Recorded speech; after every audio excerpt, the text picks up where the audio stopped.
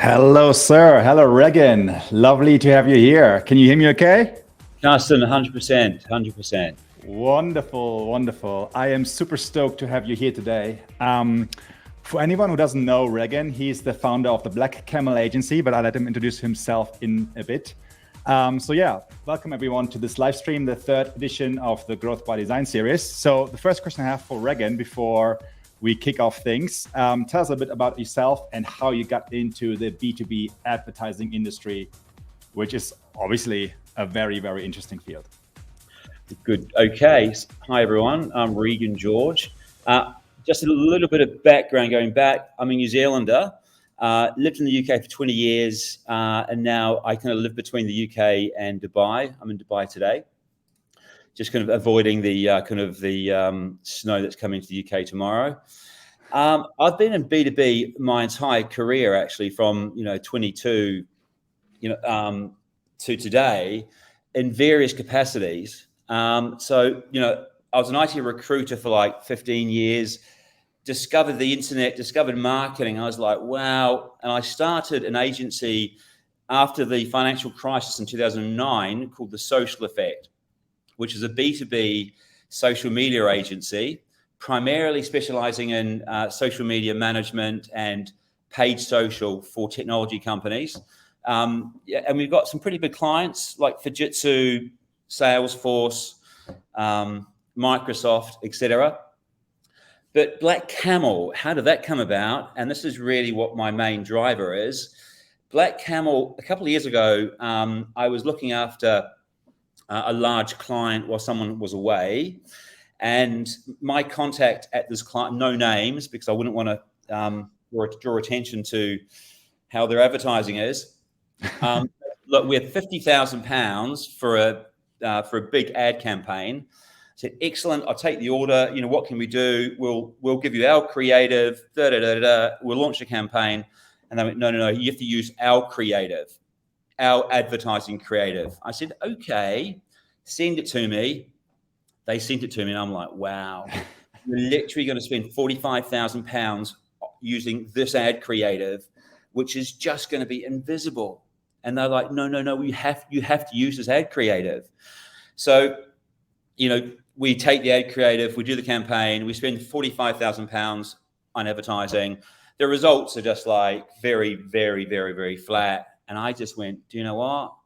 B2B and B2B advertising is ludicrous. It is so, and I've got this hashtag kind of rolling around, BBM, bland, boring, and mundane. So much of advertising is BBM. And I'm like, do you know what? I'm going to fight this. So found Camel 18 months ago. Here we are. That's super, super interesting. I mean, let's face it, like us marketers, like most of the audience here are marketers or like C-level executives. So the thing is, like, we have this idea of an ad being like a performance ad, right? We have to tie it to some revenue goals, some ROIs. So what do you think like are the biggest mistakes that B2B marketers make when they create B2B campaigns? Look, we need to look at B2C actually. And B2C in so many ways are pretty cool. I mean, over the years, I've met people who have worked on Harley Davidson or kind of Smirnoff vodka kind of campaigns. And I'm like, wow, tell me about that. And, they're doing some crazy, funny, interesting stuff. And we're working on campaigns for a hybrid cloud or, some cybersecurity solution. And so I've always just looked at it and gone, right, okay, what messaging are we pushing out there? And B2B advertising is primarily rational. So the messaging is always product centric. It's always like, these are the features, this is the product we have. And it's just so robotic, so rational. And the way that the world rolls and the way that buyers buy, it always starts with a kind of an emotional, thing first. Something happens emotional. I've got a problem. Oh yeah, that problem's a pain. I want to solve it. And then in the buyer's journey, you go from this kind of this emotion, I don't know what kind of, I haven't got a problem. I've got a problem. When I get serious about buying something, then I want to get rational. I want to see the case studies or the Gartner guides. So to answer your question, the magic quadrant, or whatever it's called. The quadrant. Look, I tell you what, if I can do a quick screen share, let me just show you 6 slides, which kind of sums up the problem and the opportunity. Yes. You can just go and present, and then you should be able to share your screen with us. Yeah, by the way, I think the audience and myself, like later on as well, we want to see some examples, right? We want to see some really cool creative campaigns. We want to see what's going wrong, what's going right, and how can marketers create these campaigns, like even on a budget. That's for later, but let's go first with your screen. And by the way, ladies and gentlemen, if you have any questions, please pop them in the comments below. They will pop up on my screen here, and we can answer them. Like literally any question you have towards Regan. Anyway, okay, right. 1 second, I've got it. Okay. Perfect. I added to stream. There we go. You can see that? Yep. Okay. Yeah, the Black Camel Agency, we've covered that. This, to me, I love this horse analogy, and we've all heard it a million times. You know, bring the horse to water if the horse doesn't want to drink. You know, so this sums up B2B advertising, in my opinion. Now, if you look at typical benchmarks, 99.6% of the people seeing your ads don't click on it. We see 5,000 to 10,000 ads a day. I mean, there's so much noise. We're surrounded by advertising, and we just, you know, ads are kind of invisible to us. So this sums up what Black Camel and the mission that we're on is trying to kind of overcome. We want the horse to drink the water. Now, it's just not just my opinion. If you look at LinkedIn ad revenue, I think last year is roughly around $5 billion.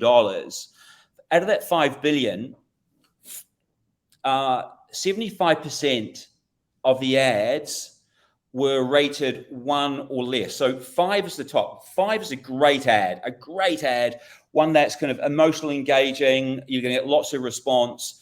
And I mean, 1 is it's terrible. So B2B advertising on the whole is terrible.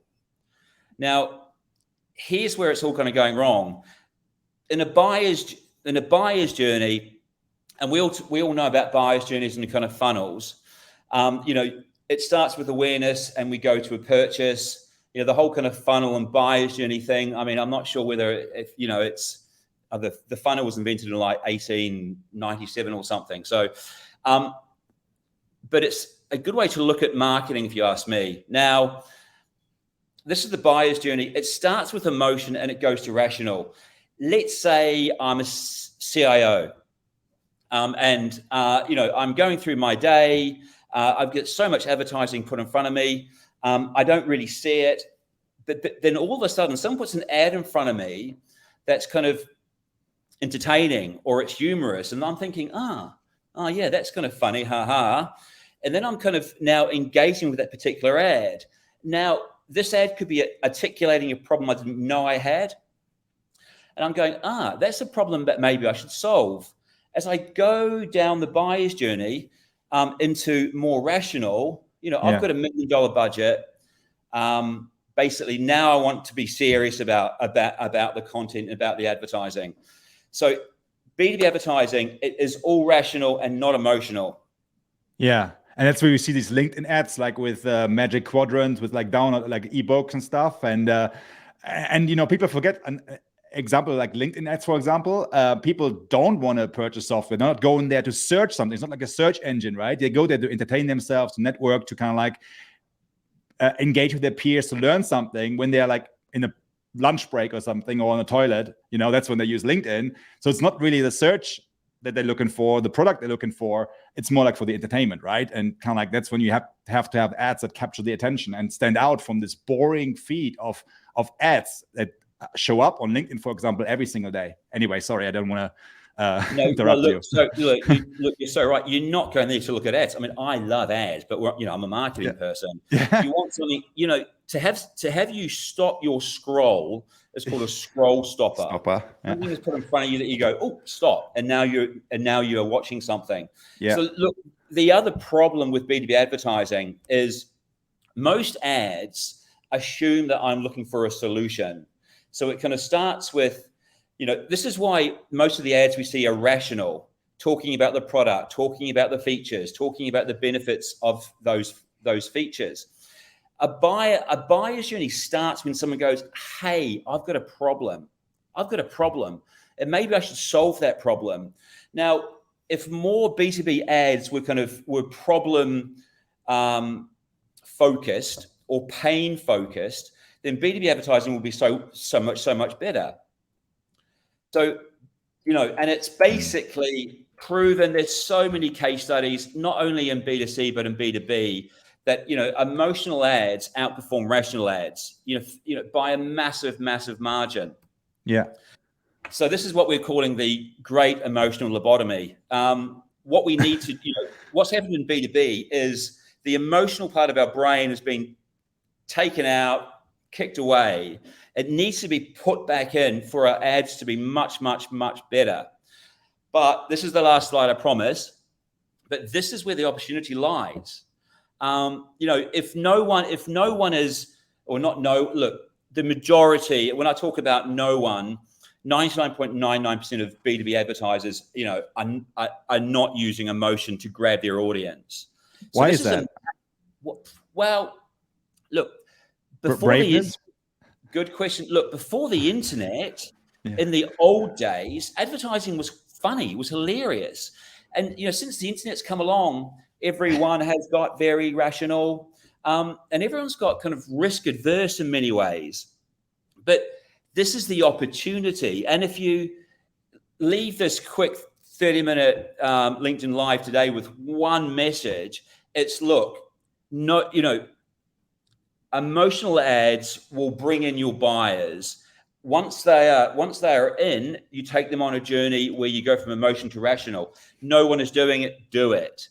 The other bit, I'm calling it no man's land, is everyone assumes that the people they're advertising to have got a problem, and it's not the case. 95% of our market is not in the market. Yeah. Well, that's me. Fantastic. Now, I think you should share one more thing if you don't mind. Like this morning, we talked about this library you have about the LinkedIn ads, and I think what you shared earlier was like this example of the top performing ad on LinkedIn is like an emotional one, or what? Yeah. Do you want to show that as well, or do you think it's too much? Sure. It's up to you. This is the one, and this is, look. Hopefully, you can see this, and I'm not affiliated in any way to adsearch.io. Sure. Basically, this is an aggregator of LinkedIn ads. Now, it hasn't got LinkedIn ads, all the LinkedIn ads. I think, and I've asked around to try and get some kind of number. I reckon they've probably got about 1%, maybe 5% max of the kind of the ads that are on LinkedIn at any one time. Now, I've just gone to ad search. I've looked at lead gen ads. Mm-hmm. And let's think, as advertisers, we are competing for attention. And we're competing for attention. We're competing to get our buyers to kind of lean in and click or do something. But we're also competing against other advertisers. So this is where the opportunity is. If I just have a quick scroll down a particular page, these are people who've got, these are lead ads. So lead ads are basically ads where you want someone to download something. I'm going to fill in a form with my name and my email. And that kind of starts the buyer's journey.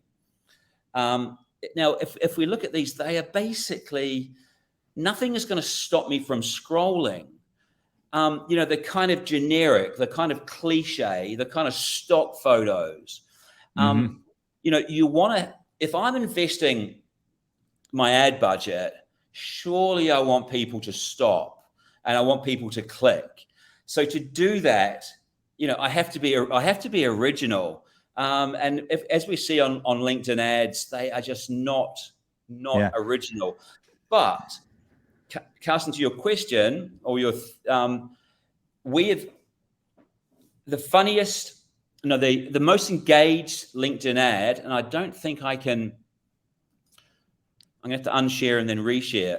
The most engaged LinkedIn ad is actually a funny one. And I'm just going to try and open that for you. like so many marketers are going to be like, how am I going to sell this to my CEO? We're going to come to this later because like a CEO wants something like return and an investment and stuff, and the marketers maybe want something funny or creative or super bold. But then how do you get this message? How do you get approval for a bold campaign? That's something I have in my mind for later. But anyway, you go first. Yeah. Sorry. Okay.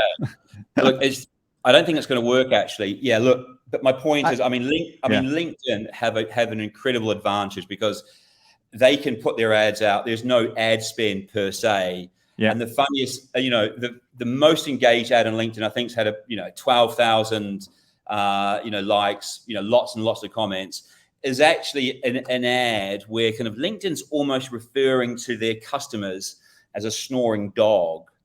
But the point, the point is, it's original, and we are fighting a world of B2B marketing that's basically bland, boring, and mundane. When everyone goes one way, we should go the other way. Mm-hmm. Love it.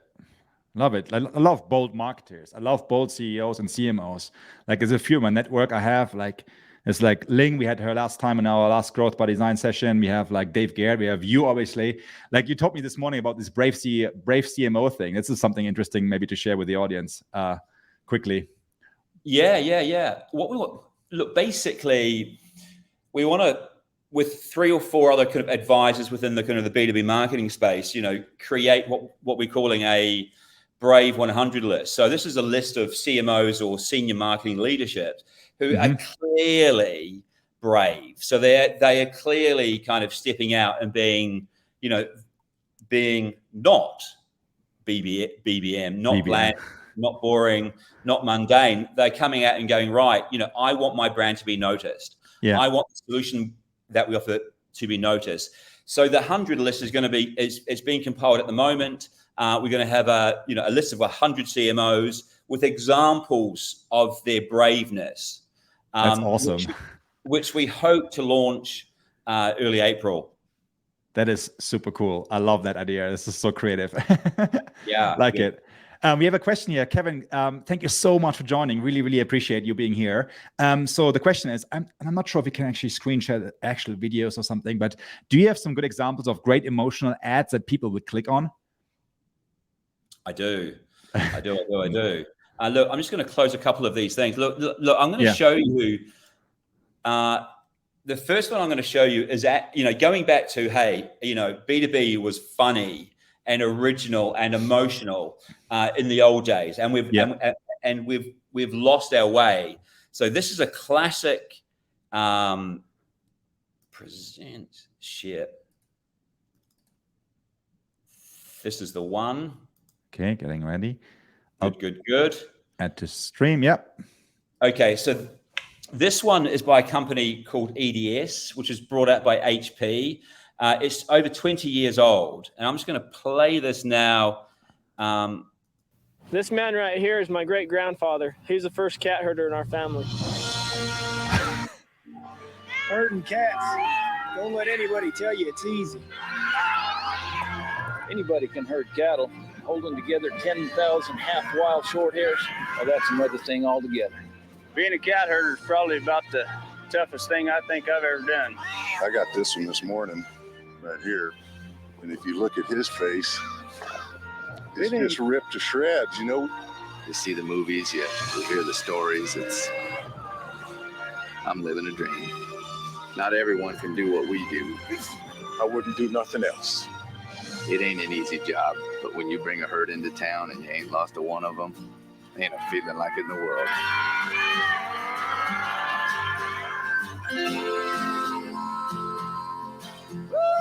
Oh, lovely. Lovely. I love this ad, but I do have one challenge for you. I mean, people might be thinking now, oh God, this must have cost millions of dollars to produce. Like what is the most cost-effective way? Like, especially in this recession where like B2B tech especially is suffering a little bit, a lot. What are the most cost-effective ways for B2B marketers to get started with something like this, like a video production, like a video ad that's funny, humorous, like I don't know, like, can you maybe share some other examples as well that are, maybe a little bit less, like that, but I love this ad. It's so funny. It's so Look, good. Carsten, herding cats is not going to be inexpensive, is it? Look, that did win loads of advertising awards. Yeah. But you'd be talking almost Super Bowl kind of, advertising kind of prices. So there's two types of videos really. If you want to use stock video and you want to put a voiceover to it, a narrative around it, you can be funny and, creative, using, existing kind of video stuff, so stock video. And I've seen some pretty good ones actually, and that doesn't cost very much. Your video library, you can go on to, Upwork or Fiverr and get voiceover people, for like kind of hardly anything, and to create something, kind of original and funny and special. It's about the creative, it's about the story, it's about the narrative. If you start going into, having actors, a location, that kind of stuff, really it's going to range from, £3,000, let's say $4,000, all the way up into the kind of the $70,000, $80,000, $100,000 kind of mark. Okay. Yeah. In Super Bowl a couple of weeks ago, CrowdStrike, who are a big cybersecurity company, produced an ad. It was amazing. I think it cost them $5 to $6 million to produce. Wow. And obviously for a 30-second slot, $7 million. So look, I can show you a few examples now, of videos that we've done on that kind of price range between, $3,000 to $7,000, $8,000, kind of pounds. Please fire away. And I want to see like the results as well. Like what was the outcome of that? Like that's going to be super interesting. Yeah. Okay. Yeah. So this one here, let me just press. I love this topic. This is so interesting. I can talk about this forever. Yeah, by the way, afterwards, maybe there's some links you can share as well with the audience. Or guys, if you want to follow Regan, you can also follow with him on LinkedIn, of course, and connect with him there. And, he's a super nice guy, and we'll probably share some other examples with you. Anyway.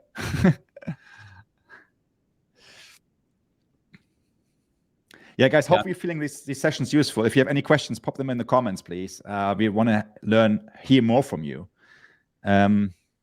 Okay. Did you see that, by the way? No, you have to share the screen again, present again, I think. Look, okay. But did you see that video, though, that I just played? The restaurant video? No? No. Yeah, okay. Now we can see the screen. There we go. Now you can play it again. My bad. It was playing for me.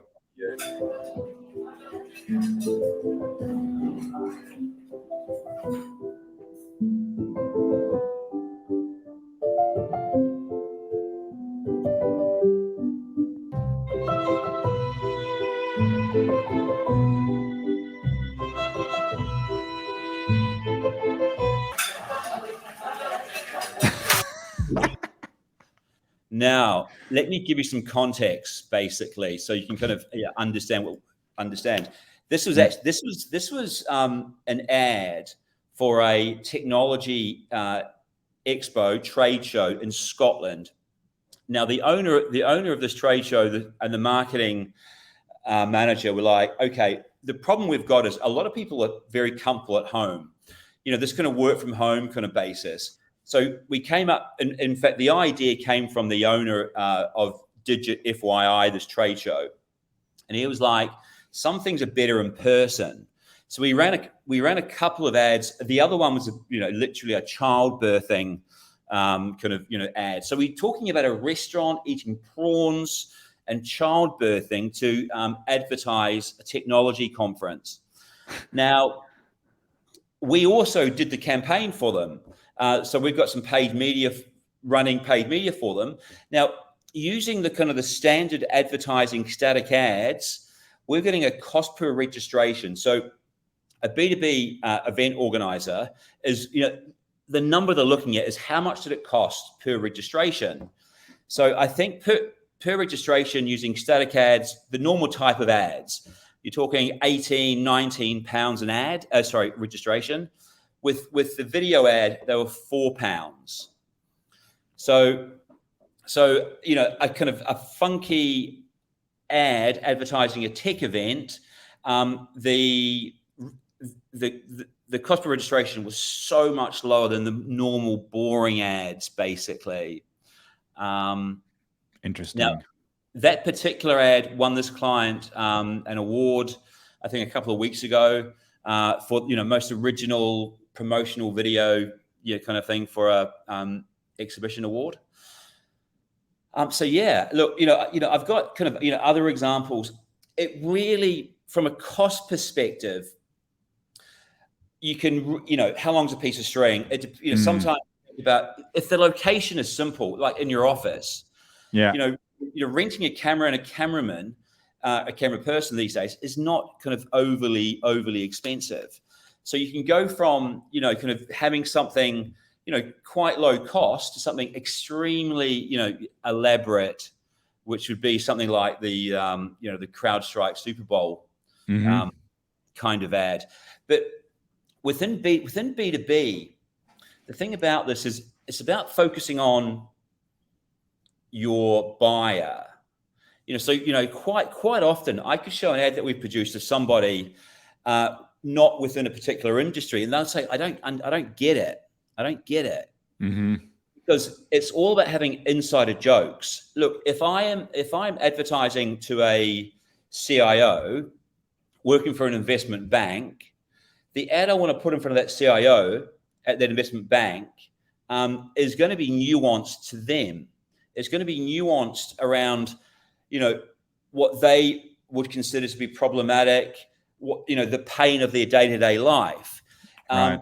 If you advertise to a procurement, leader, the ad is going to be for a procurement leader, and it's going to be about the inside jokes. It's going to be about pulling the procurement leader's strings. So, the important thing here is, and with targeting, with the advertising we can do and the targeting, it's amazing because we can literally go CIOs, investment banks. We can literally go procurement people working for services businesses. Yeah. It comes down to basically understanding like everything in marketing. We hear it like for the history of marketing, we've been hearing like you got to understand your target audience better than anyone else. And it comes down to that, like that targeting and that strategy, right? Ultimately, I mean, that's going to make the result or not, right? Yeah. I mean, Look, a CIO of an investment bank, do you know what? Yeah. They have a laugh. They want to have a laugh. Totally. They meet their friends, they meet their mates, and they have a laugh. And they will show it to them, and they will, and everyone will find it funny. So they are just not these rational creatures. Yeah. So everyone is chucking rational advertising at that CIO. Chuck something a bit original. Chuck a bit of emotion at them. They will lean in and go, "This brand gets me. It gets me." Yeah. Love it. Now, I'm sure we have like some amazing marketers in this group here who are super creative and they have some amazing, bold ideas. Now we have a CEO or like a long decision-making process internally or with clients. How do you convince your CEO to be more brave? Like, I mean, it must have taken you guys a long time to sometimes sell like these campaign ideas because, not everyone wants to stand out.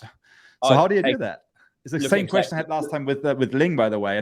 We don't have an answer for this yet, but any tips, any suggestions, any recommendations? I don't think you can spend too much energy trying to convince someone. I think someone has to go, yeah, okay. And they've come to the line and they've got just over the line. They're like, yeah, okay. I think, let's see what kind of ideas you've got. Let's see.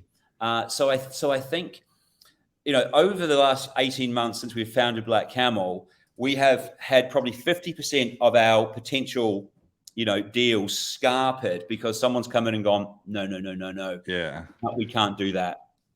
But the other 50, I've seen some, we've had an example kind of recently. It took us 6 months to get sign off on an ad. We had a marketing manager going, yeah, I want to be funny.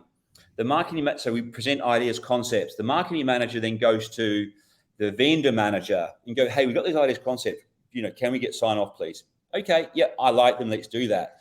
And then they go to their technology provider. Can we run this? Mhm. Then they go to someone else. So there's layer after layer after layer of layer, for approval. But the majority of the clients we work with, it's the CIO going, hey, let's do something original. And the CEO is going to the CMO or the VP of marketing going, let's do something funny, original. Interesting. Okay. That sounds good. Like, I have so many more questions to you, but the time is already up. Unfortunately, it's been half an hour. These LinkedIn lives go really fast. So, audience, dear people, I would encourage all of you, just connect with Regan. He's an amazing guy. Just do it on LinkedIn. Can follow him, connect with him. He shares some good examples all the time on LinkedIn. And then, Regan, what's the best way of people getting in touch with you, asking questions, or maybe having a chat, maybe some bouncing off some ideas for anything? Yeah, look, LinkedIn's perfect. And it's linkedin.com/Regan, Regan. Yeah. One last question, Regan, before we stop this. This is a question from Eric. Hey, Eric, thanks so much for joining. Really, really appreciate you being here. Do you feel that B2B marketers stay away from video advertising because of the misconceptions of what it costs? Yes. Yeah.